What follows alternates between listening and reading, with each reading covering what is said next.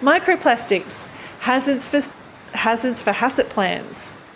It seems that every week someone publishes a new report on microplastics being found in food animals, milk, meat, and even human breast milk.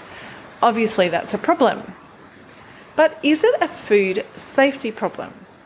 I set out this week to discover whether microplastics have been proven to be hazardous to human health when ingested in food. Yes, eating micro and nanoplastics sounds bad, but do they actually just go straight through without causing harm? Turns out the science is very much undecided. What are microplastics? Microplastics are plastic particles that are less than 5 millimeters in diameter, and all of the definitions that I'm using are from the WHO paper, WHO, the World Health Organization paper, that I've referenced in the email. So microplastics are less than 5 millimeters in diameter, and nanoplastics are particles measuring between 1 nanometer and 1,000 nanometers.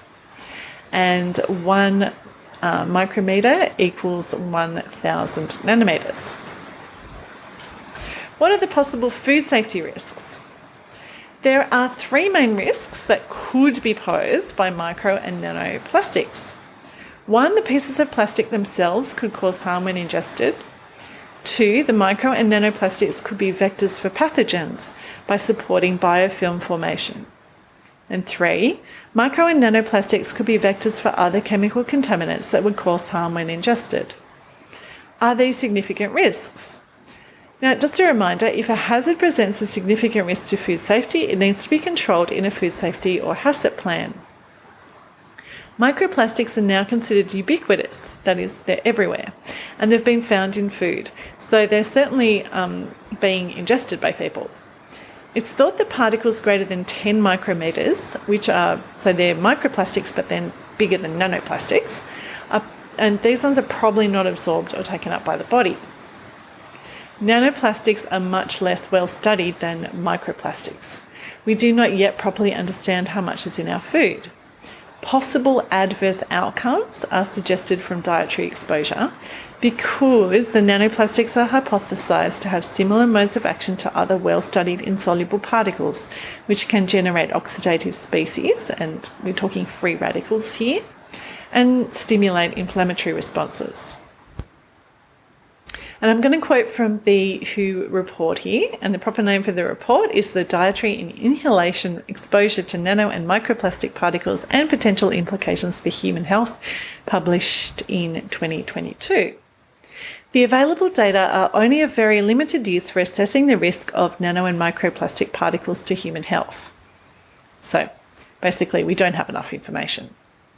As for biofilms, not much is known about biofilms on microplastics, but there is little evidence that they pose a unique or new risk to human health. Even less seems to be known about chemical hazards from microplastics and nanoplastics. The WHO report says, it is therefore not currently possible to characterise or quantify the potential role of nano or microplastic particles in the transport of chemicals. So the short answer is, we just don't know yet if these present significant risks when ingested in foods. Takeaways. Right now, there's no definite evidence that micro or nanoplastics pose significant food safety risks to consumers.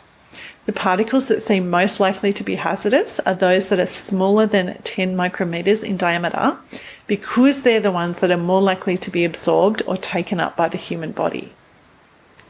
These particles are now considered, and I'm talking nano and plastic particles and microplastic particles in general, are now considered to be ubiquitous in the environment and in food, so formulating controls for such hazards could be a challenge. Watch this space. And I've included the main source and a few other sources for what I've been talking about in the email.